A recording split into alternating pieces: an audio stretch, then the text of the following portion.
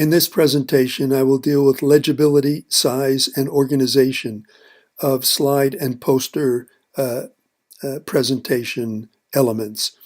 I'm going to speak quickly so that you can get through this quickly. You can review anything that goes a little too fast. The goal in communication is to communicate content. As a result, it has to be easy. The goal is to communicate content effectively. Therefore, it has to be easy for the viewer to understand, and you must try and make it simple. This is a hard thing to do, but it should be your target. Being artsy or cute, including multiple colors and icons, only distracts from this goal of effectively communicating content.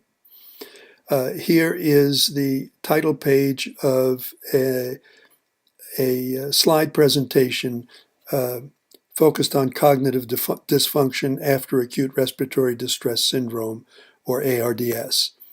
First rule is to avoid boldface type, and it's preferable to use Helvetica New Light typeface. I believe that's used by the Apple Corporation.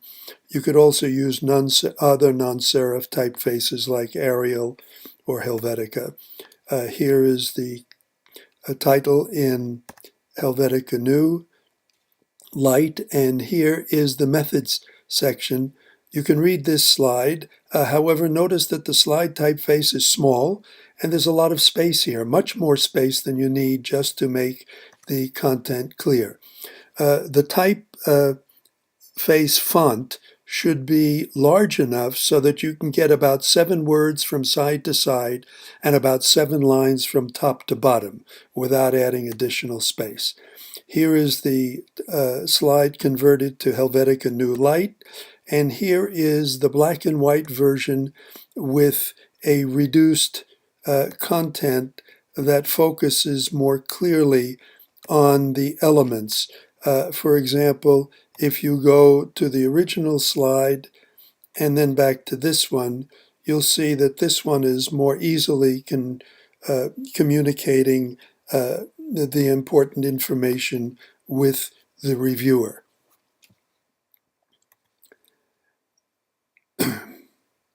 Now, in order to get this properly configured, you need to be able to format the paragraph. You can drop down the format list in PowerPoint, choose paragraph, and in the paragraph you will see a choice here that allows you to go from single line spacing to double or multiple. I would choose multiple and put 0.8 as the appropriate line spacing, and then over here you can add space after each line to separate the lines adequately in order to communicate effectively. There's another way to get to this paragraph line spacing option, and that's to choose the icon that's associated with this double-headed arrow for line spacing.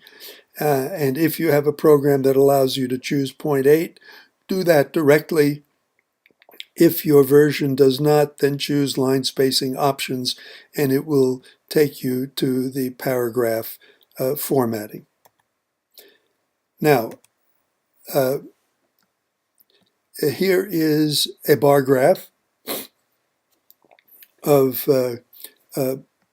total numbers of ARDS patients and percent mortality, but you'll notice a couple of things about this bar graph. The first thing is that the text in the legend boxes is too small, likely to be legible from the back of a large conference room. Next is the information is scattered on the top and also on the bottom, with the number of patients on the bottom. Third, there's an excessive use of color. There's blue background, hatched blue, yellow, black, and white. And fourth, we don't need the n divided by 10 columns, which was hard to interpret. And now I have a very easy to understand slide with the total number of patients, the number in each year, the years clearly indicated, And I've avoided the necessity of interpreting something as difficult as n over 10. Next, notice a common problem associated with presenting multiple graphs on one slide. This is fine if you're right next to a computer or to a publication, but it is absolutely inappropriate for slides and for posters. The text is too small and it's not legible. The rule of thumb is one graph per slide and make the graph big enough. Now, you are set up to make errors like the ones I've just shown you by mature publications. Here is a publication in February of 2016 from Current Biology. And here are 4 slides they present. And they present it in a format that takes up only a fraction of the space available. You could take from this slide a section, like this lower left panel, and blow it up and make it into a slide that's adequate for discussing and presenting. And we will discuss slides and figure presentation more fully later. Here is from a publication in the New England Journal of Medicine in either February or March of 2016, a table. This is what you get if you want to download the PowerPoint slide. The New England Journal doesn't tell you that this table is absolutely useless for communicating in either a poster or a slide format. Here from an anesthesiology publication in 2016 is a figure about adverse drug events, ADEs, indicating that they're preventable, have little potential for harm, and so forth. This is fine for the publication because you can get right up next to the printed page, but for slide presentation or poster presentation, it's much better to make this figure fill the screen and to increase the size of the fonts. You can go back and forth to see how I changed intercepted prior to reaching patient, which is not so easy to understand, to a near miss that was stopped or not stopped. Here is another common error.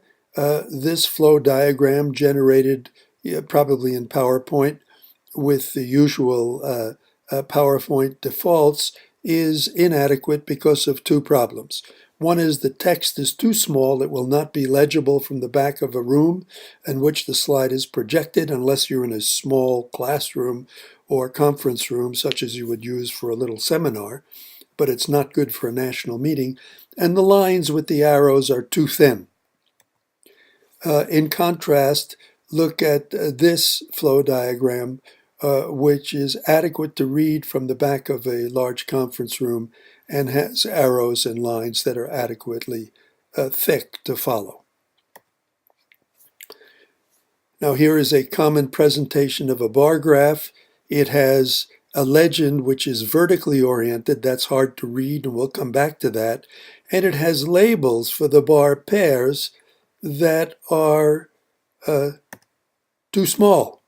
The text will not be legible for the back of the room. Remember, the font should be large enough to make up only 7 words from side to side and only 7 lines from top to bottom. And I've already commented about the vertical axis label. This is a display of abnormalities of motor function. Look at this slide and compare it with the original to see how much more easily you can convey the information with this slide than in the original slide with the vertical text and the smaller bars. And this is the graph only filling a fraction of the slide.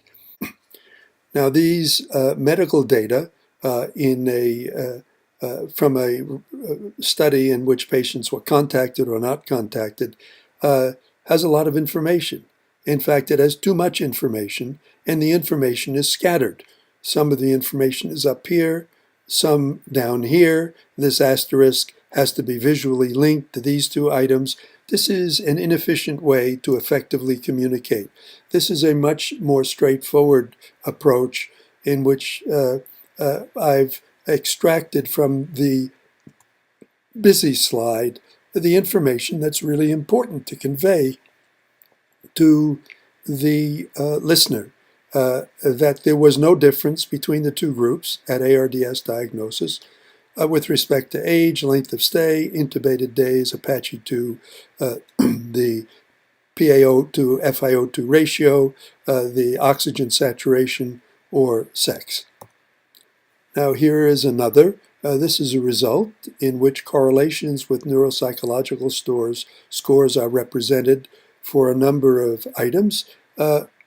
Here is a better representation of this slide. And if you build like this, you can walk through the slide with the viewer and discuss each item, hospital length of stay and the days intubated and so forth.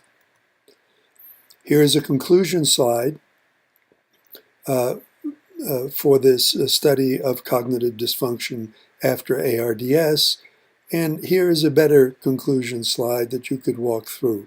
Cognitive dysfunction is common, and then you could indicate which of the categories include the dysfunctions, and if you want, the length of stay or saturation or Apache 2 score, but I would recommend you not do that, but rather just include a more simple conclusion slide, one that's much more likely to be remembered by the viewers. And you can add whatever detail you want, but this is easy for them to follow. Remember to focus on being simple. This conclusion slide is a lot easier for a viewer to swallow and internalize than this one is.